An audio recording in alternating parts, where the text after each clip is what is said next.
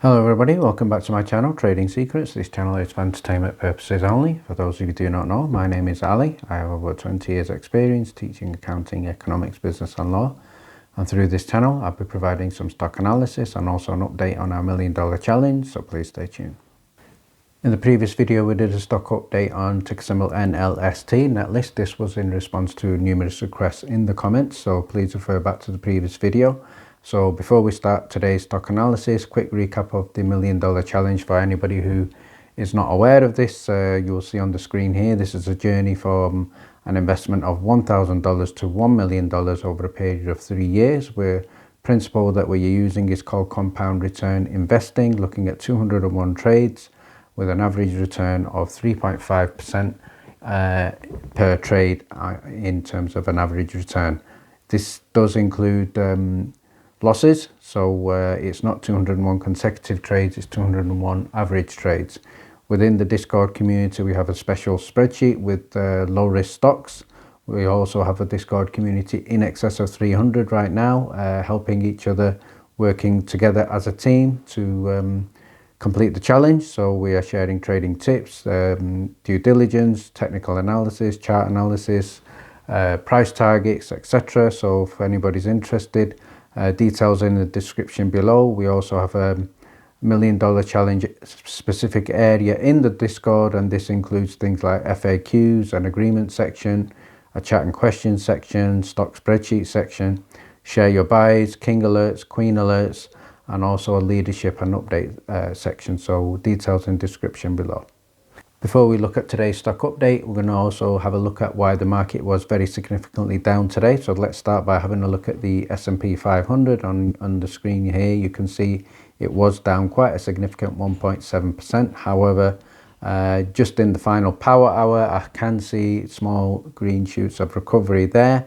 It did seem to go up, closing just in excess of 4,350 at 4,357.73. So I think there is a small positive sign there, but what was the reason for this significant decline and quite a significant bloodbath in the market for the majority of stocks?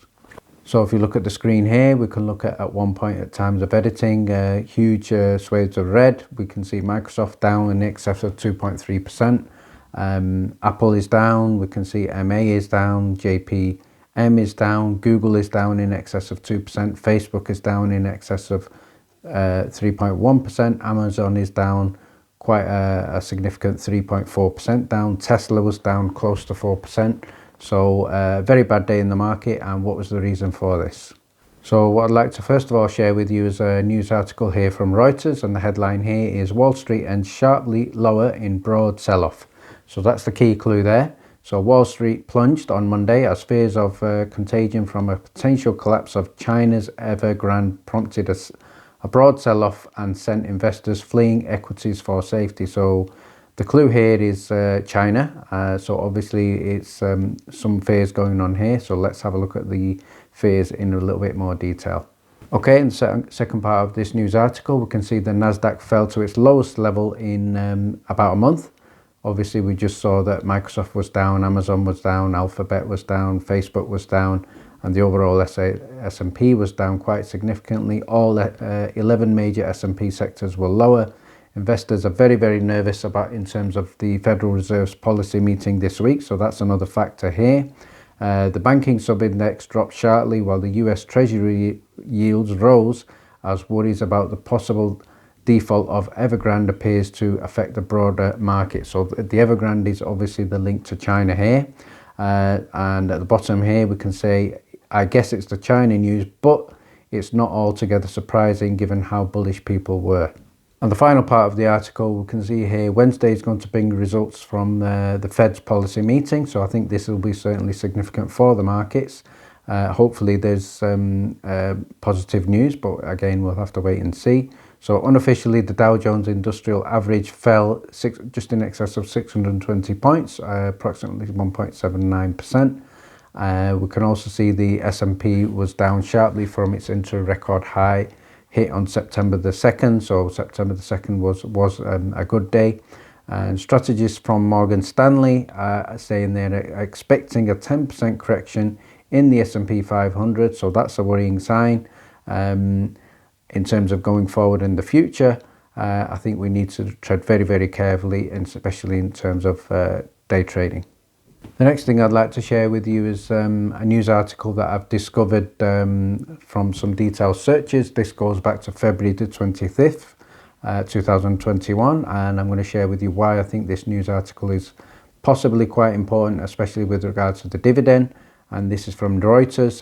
The headline here is Torchlight Energy Strikes Oil Gas at Oregandi Test Well. So this is the date of the article, February the 25th, and the oil producer said it expects the new yield upper Pennsylvania silt to be an oil-rich reservoir with significant volumes of gas as well, and the geological properties are similar to the Wolfbone and Wolfberry plays in the prolific Permian Basin. So let's now have a look at the final part of this article.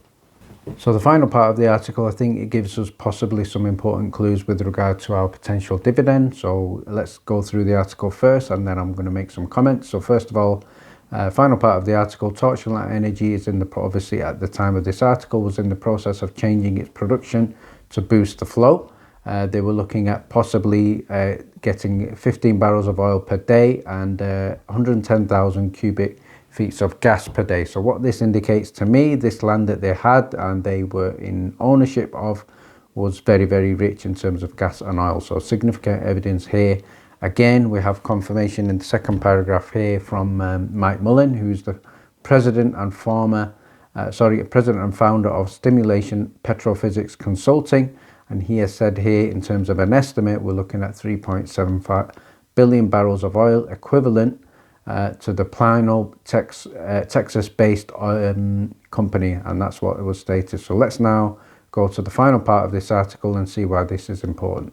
So the final part of this Reuters article is basically saying Torchlight Energy is considering all options for the prospects, including field oil investment by a partner or an outright sale of the project. So it looks like they were already considering a sale at this time, and possibly a partner. So obviously they were aware that there were significant costs involved in getting to the gas and getting to the oil. So I've highlighted some important sections here. So the chief executive officer of the project, John Berder, told Reuters, adding that the oil producer signed confidentiality agreements with about half a dozen suitors in its data room. So what this indicates to me, there were approximately 5 or 6 potential customers for this oil. So any suggestions that there may not be any buyers, we can sort of get a clue here that there were approximately half a dozen buyers. But what we can see confirmation in this article, there was a signed confidentiality agreement. So that puts us in the dark. It puts us in a situation where we don't know what's going on. However, it also gives us some positive potential news of a buyer for the land. And finally, at the end, the company has also other suitors who could be brought into the data room under a confidentiality agreement, and this was reporting by Arthur Esner in Belgrano, editing by Sherry Jacob Phillips. So as well as the half a dozen suitors, there are also other suitors. So certainly the suggestion that there may not be anybody available to buy, this is obviously discredited by this article, and the suggestion here strongly is there are people out there who could potentially make offers for the land. And if there are, as this article suggests, there are more than half a dozen, then the good thing for ex-Torch dividend holders is competitive pricing for buying the land. So this gives us a better chance of receiving a higher dividend. So if anybody wants to look at my previous video where I did a calculation of the dividend, so have a look at that, and I went into quite detail. So I may follow that up with updated information with regard to the price of oil and this new information that has just come to light, looking at some detailed research on the history of Torch. Finally, if anybody's interested in the $1 Million Challenge, details are in the description below. Thank you very much for watching. Please stay tuned.